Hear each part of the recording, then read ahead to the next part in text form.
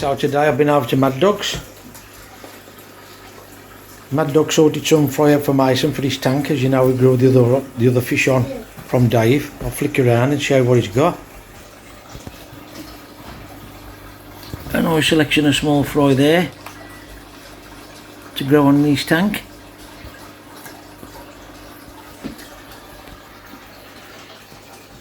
So we'll see how them develop over the next few weeks with a bit of heat. And grow them on. Quick update on Mason's fry. Dave bought him a few more fry the other day from a different dealer. We put them in the tank and we got a bit of an issue with a lot of deaths. So I'm going to flick you around and show you what I'm going to do. We've checked the water's all fine. I've got no problems with the way the fish are behaving. So what I'm about to do is put Malachite in. Obviously them too small to scrape. I've spoke to Dave and Glyn and they've advised me if I find another dead fish, put the fish in between two slides and see if I can pick anything up that way.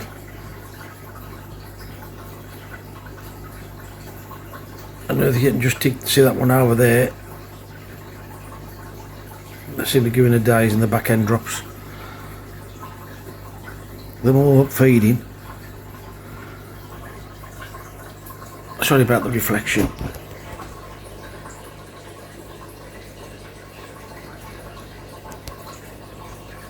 Another one just at the top there, they'll look very clever. So I don't know what it is. So I'm going to just put a bit of Malachite in.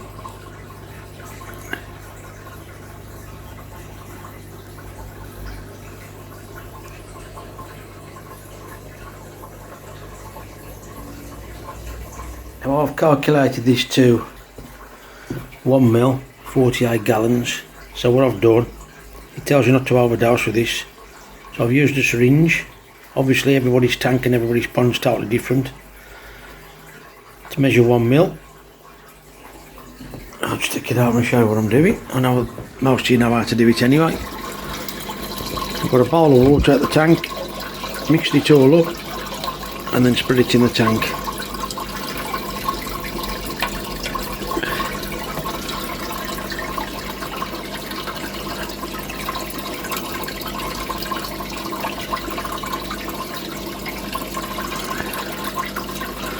And this is a 3-day treatment, so it has to be treated 3 days later.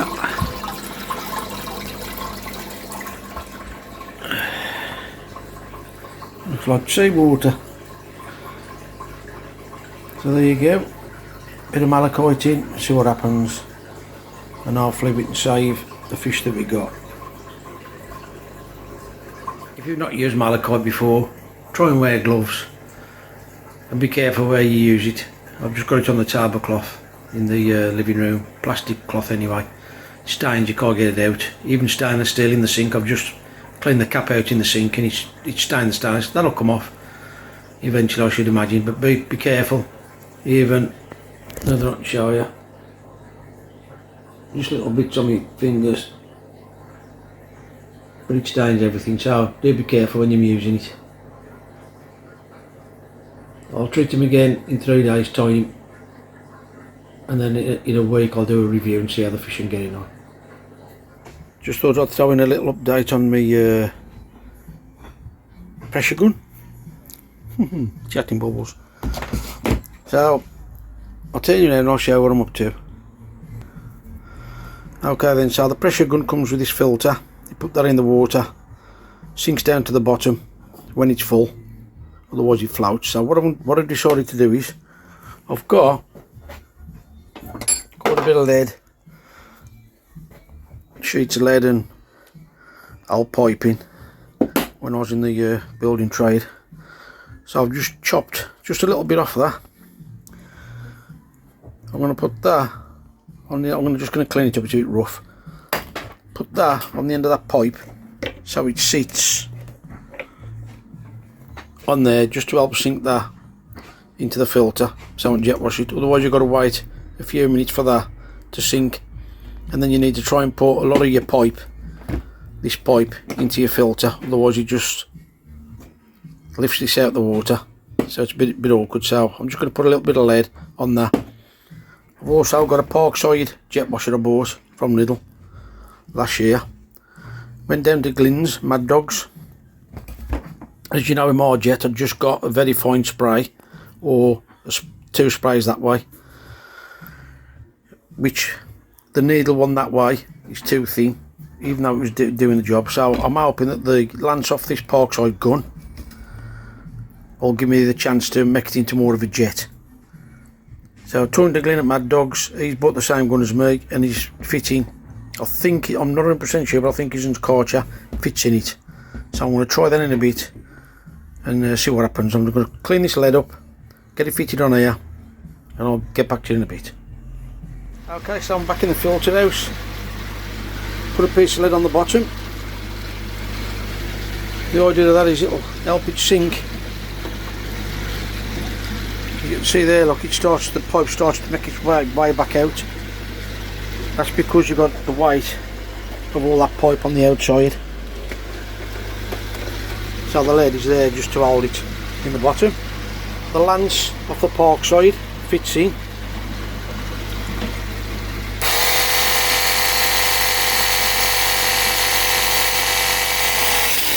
Ooh, straight away you can see spraying that. So what I'm going to do, I'm going to adjust it.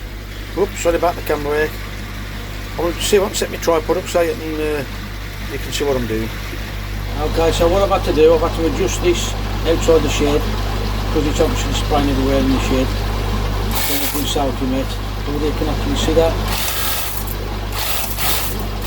Whereas before it was a very fine needle. I've been able to just turn this, adjust it, give me more action to clean my sponges and the brush is more importantly, rather than a very thin pin jet that's coming out of this one. This one would have been better if I could have adjusted that, just because the length of the gun.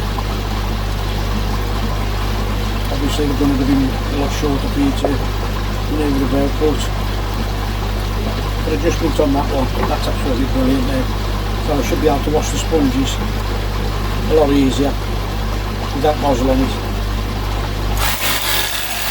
Please just punch with that. I just thought I'd let you know that if you've got a Parkside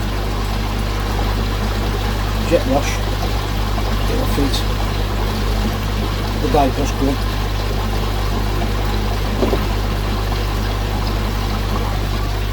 Oh, that's just a little helpful tip, thanks to Glyn. Job's a good one, as Andy'd say, from Derby Coy.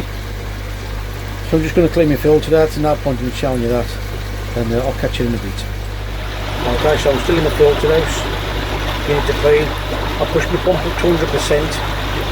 Fill it up a lot quicker and then drop it down to 60%. If you remember on the previous video, I was having problems with the water flow, so it managed at 60% now.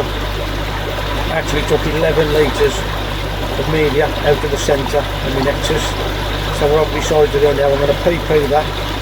After I've PP'd, I'm going to put that 11 litres in the outer chamber, so I'm using that media up, and obviously it'll be for the beneficial bacteria. So I'm just cleaning the filter out now, and then I'll add that cave on. There's some media before. This is the media I took out of the centre of my nexus. You can tell by the shadow on the bucket. 11 litres, quite a bit. So I'm going to get some, I'm just going to put tap water in there and PP it. And then get as much water out as I can, riddle it, then put it into my nexus outer chamber. You've all seen this before, but PP's in. Stick an air down in there. Not measure the PP, just put it in. I'll see if I can turn that air down up a little bit more, agitate it more. I'll leave that to soak for an hour or so, and then I'll put it in the outer ring of my filter. So I've left that soaking for a good hour. Swirled it out, used my riddle, swirled it out. Now I'm going to put all that spare media in the outer ring, save it going to waste.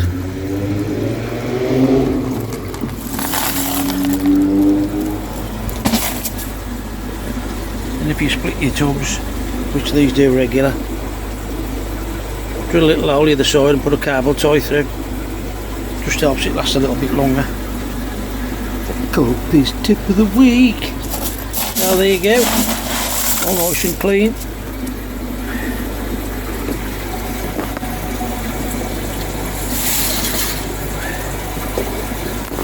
I'll get on with filling that up now.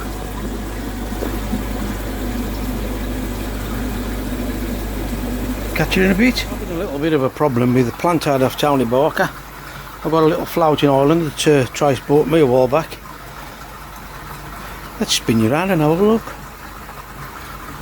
Remember, you can just about see that under the bridge. It keeps getting stuck, and it's been growing absolutely brilliant. But now it's getting stuck, and I'm not noticing it from day to day. It's starting to kill the plant back. So I'm going to try and find a way of tying it up now, keep it still.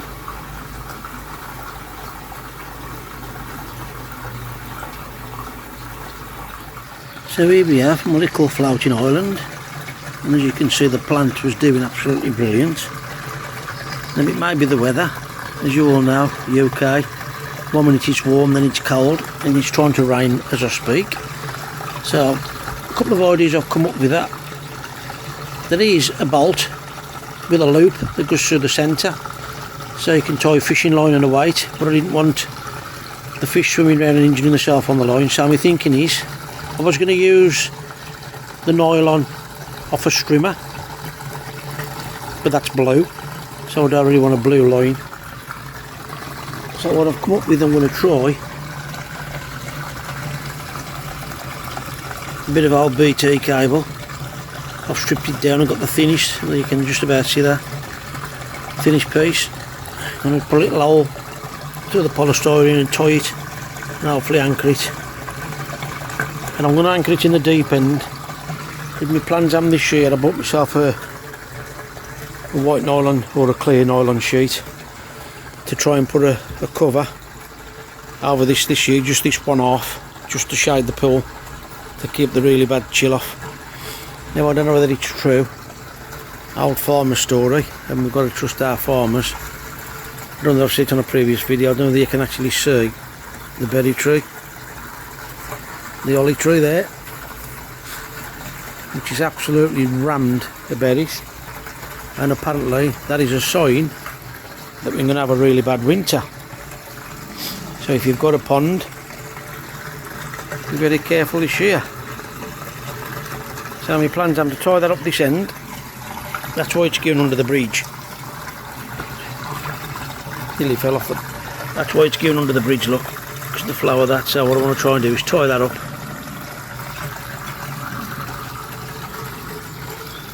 Over there by the cat, I think.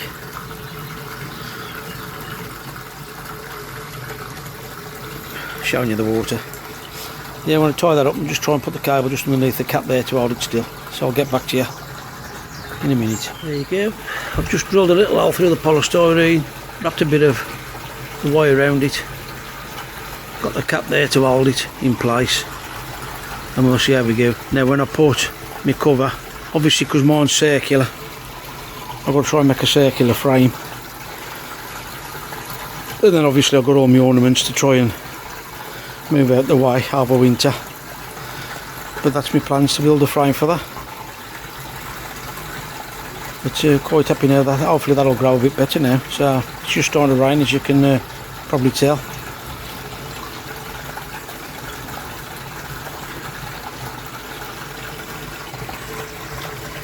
The water looking a little bit off colour. That's the feed. There is a lot of fish that have got to come out, I've said before. The fish are all doing fine, they're all feeding fine. There's a few fish in there that I want to get rid of.